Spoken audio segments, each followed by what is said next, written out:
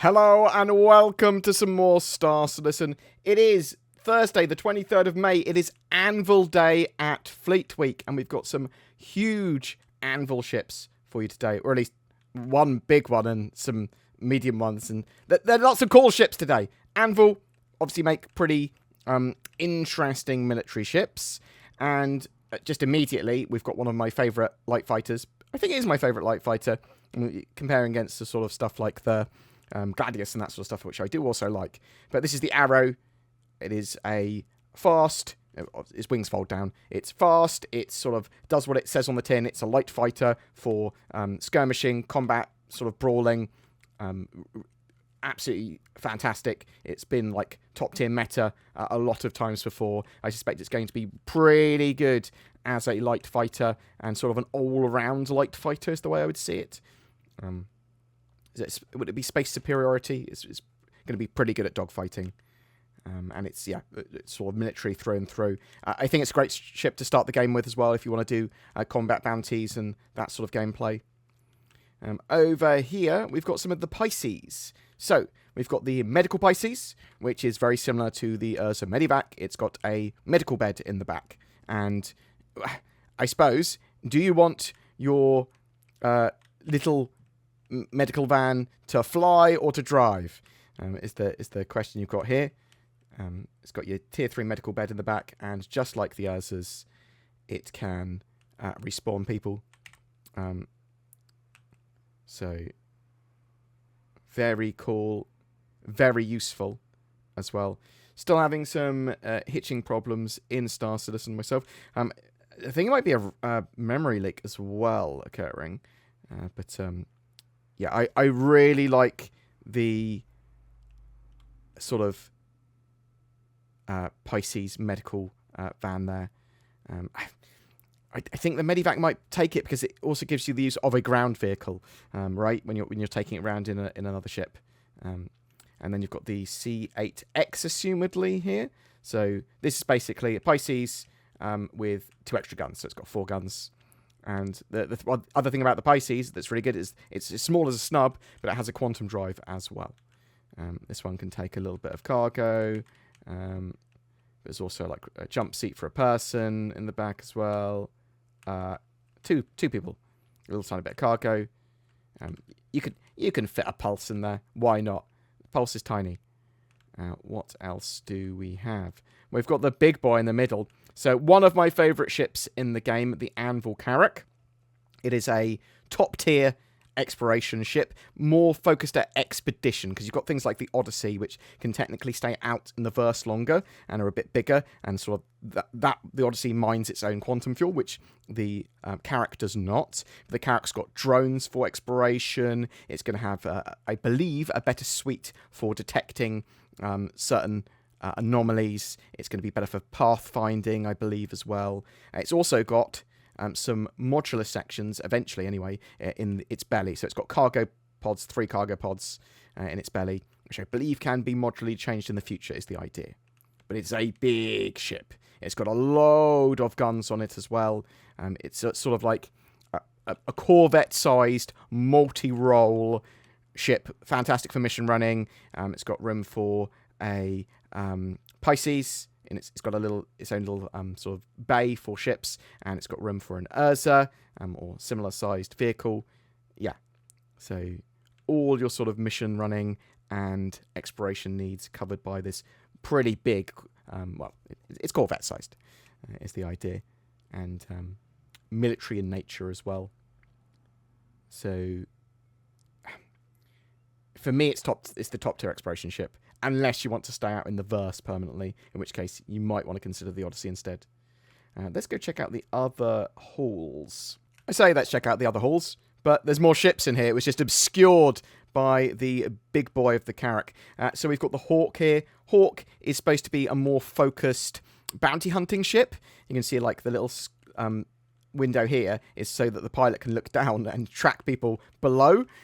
So really like it. Lots and lots of small weapons, and the idea is you could have like a non-lethal loadout entirely, or partially non-lethal loadouts. And then when you've caught your prey, and when you've caught your bounty, you can stick them in the back of your ship. Does this not open? Yeah. I think that opens it. Gun. You basically will be able to put one of the sort of hover pods, I say cargo, one of the sort of personal hover pods on there. Cryopods, that's what they're called. But cool little combat ship.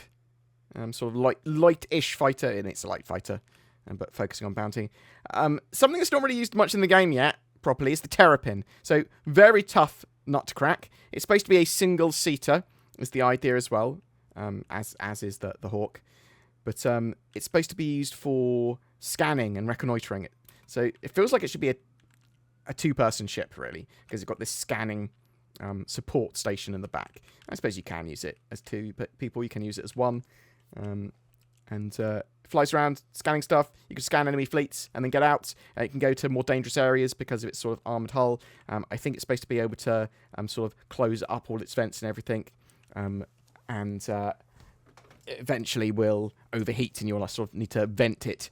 But I really like the idea of the terrapin, sort of this pretty tough little scanning and reconnoitering scout craft. What is on the other side? See underneath the Carrack and its little cargo modules as we pass. What are you? I can't tell. Is it going to be like a gladiator? It is a gladiator. So, gladiator, criminally undervalued in the game at the moment. It is a fighter bomber. Is the idea. Military fighter bomber. It's a two-seater, so someone's controlling the turret on top, and the pilot is controlling the forward-facing guns and the sort of missile/bomb loadout that it's got. I really rate it. It's going to be really useful in wings when you want to be taking out like an Idris. You've got your Idris flying around with you, and you get like 3 of these flying out with it, and then sort of targeting another capital ship. Being able to engage multiple sort of targets on the in space, whatever size they are, and on the ground. Yeah, I think it's a great idea. Not many people use it. Very, very rare ship. What else have we got in here? So we got a load of the Hornets. Oh, interesting. Can I rent the Hornet F7A? So this is the F7A Mark II. It is. Ushering in a new age of space superiority, Anvil Aerospace has re-engineered the celebrated Hornet for the next generation of fighter combat. Purpose-built for the UE Navy, the F7A Hornet Mark II maintains the spirit of the original while incorporating even more powerful offensive capabilities. Interesting. I'm not sure if I can rent it. No, I don't think I can, unless it's just bugging out at the moment. So, F7A Mark II is available as an upgrade for completing the Overdrive Initiative missions. We're upgrading the F7C Mark II to an F7A Mark II. Would recommend give yourself a little rent of the F7C Mark II. It's a cool ship. You can put a very similarly loaded out ship. You can put a very similar loadout onto it. So it's sort of got like this nose, this chin gun, and this ball turret on, and you can pretty much put the same sort of stuff on to the civilian version to mod it out. Similar, but not identical to the military version. Military version is going to have some advantages, obviously. And then, is this the standard Hornet?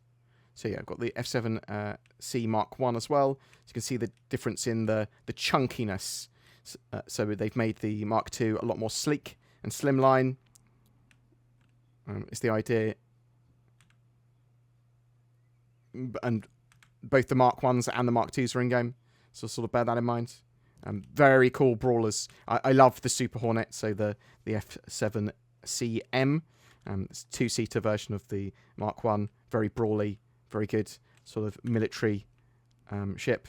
And then you've got obviously the Mark IIs here, which are, on paper, they're supposed to be a lot more offensive, a little bit better. But we'll see. I suspect they've got less armor, or they'll be balanced for less armor.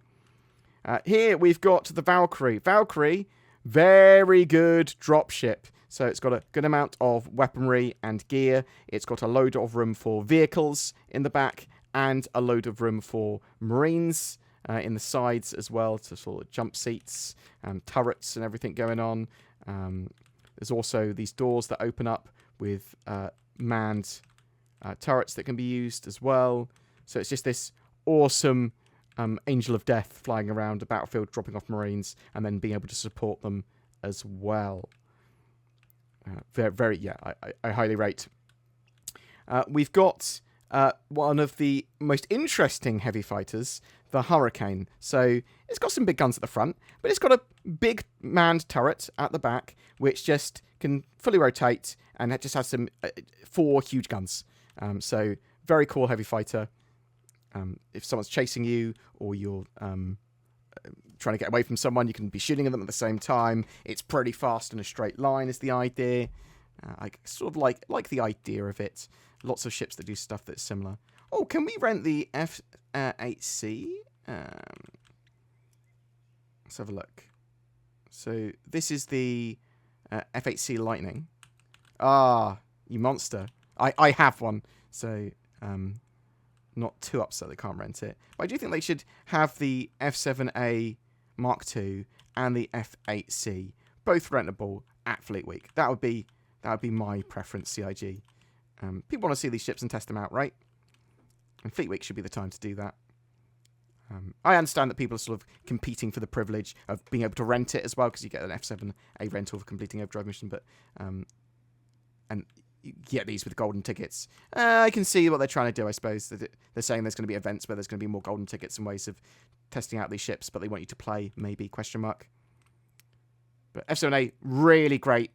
Oh, F7C in this case. Really great heavy fighter. Probably my favourite ship to just do general combat in, because it's so tanky and you can make a load of mistakes with it. It's got a huge amount of firepower. I love you. Mwah. Kisses for my boy. What do we have downstairs? So we've got a load of Atlas frame vehicles. So basically, all of these are built on the same frame that we're going to be talking about. This is the Spartan, so it's an APC. It's got a big gun turret on it as well, sort of taking an influence from the Aliens film. Got a load of seats for Marines, and then a nice armoured chassis to take them around in. You've got this isn't the Ballista. This is Centurion. So Centurion, basically anti-air platform. It's basically used as anti-vehicle as well to a degree, although it's sort of kind of pointing upwards. Lots and lots of sort of conventional firepower, with pew, lots of rapid lasers shooting at your target. And assumedly, over here, we're going to have a ballista. So, yeah, over here, the ballista, which is basically, I don't want much in the way of traditional firepower. I want missiles. Give me lots of big and medium-sized missiles. Pew, pew, pew. I'll shoot any ships that come along out of the air. It can shoot ships. It can shoot stuff on the ground as well, and it's still got a little turret to assist for shooting infantry and sort of more of a mainstay weapon. But yeah, all built on the Atlas platform. And then what have we got in here today? Anything exciting? What are you? The Liberator. The Anvil Liberator. So, it is a sort of, I suppose it looks like a landing craft, but it's able to carry loads of ships and vehicles inside and on top, and Marines. It is just this big sort of transport craft for moving ships and vehicles around, but also you could use it in an assault against facilities and ships and that sort of stuff. So yeah, there's this pretty big sort of small fleet carrier, like a wing of ships and vehicles and that sort of stuff. We've got the Legionnaire here. So the Legionnaire is interesting because it's relatively small, has a few Marines on it, and it sort of hacks other ships' docking ports and then forcibly docks with them. That's the idea there, and then you run out from the docking port and assault the ship. So a little bit hacky, kind of a bit stealthy, I suppose, but small sort of deployment of Marines on board a ship. And finally, in the little holosuite area, we have the Crucible, which is the sort of repair ship. It was supposed to originally build like lattices, but the idea is it's got some big arms which can repair much larger ships than you could normally. So like capital ships and that sort of stuff. It's also got an internal bay for ships like the Hornet to land into, and then can be repaired in there as well. Repaired, rearmed, refueled. So this really high-tier repair ship is the idea behind that. Quite excited to see it in game. So I just saw in an email from CIG they're going to stop selling the Hornet F7C Mark 1s. So this is going to be the last time you're able to buy them with real money, I believe. Is the idea here anyway. They'll probably be part of like larger packs and that sort of stuff. But the email said, today Anvil Aerospace has announced their legendary F7 Hornet Mark 1 series will no longer be available for civilian markets, meaning this Invictus week will be the final time players can secure one from the pledge store or in-game dealerships. So it's in-game as well. Interesting. So they're not going to be selling it in-game. I suppose it's a Squadron 42 ship. Now that makes it sort of a rare legacy ship as well. That's just an interesting one. As a proud member of a Mark 1 series vehicle, you'll get a piece of history, but also you'll get a exclusive and complimentary Krillin blue paint for your Hornet Mark 2. For your Hornet Mark 1, in fact. For your Hornet Mark 1. There's an exclamation point after Mark, so it looks like 2. Okay, so you get a special blue paint for it.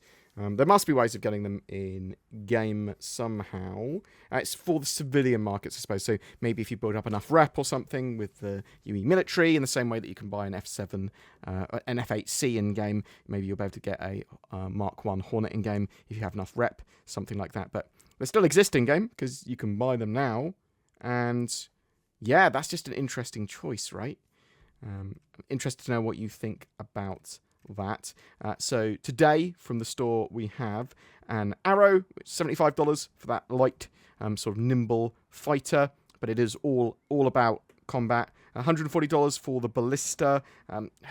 Ground vehicles are hugely overpriced in my opinion for what they are, but yeah, it's sort of surface to air dominance it says, but you can shoot the tanks and stuff on the ground as well.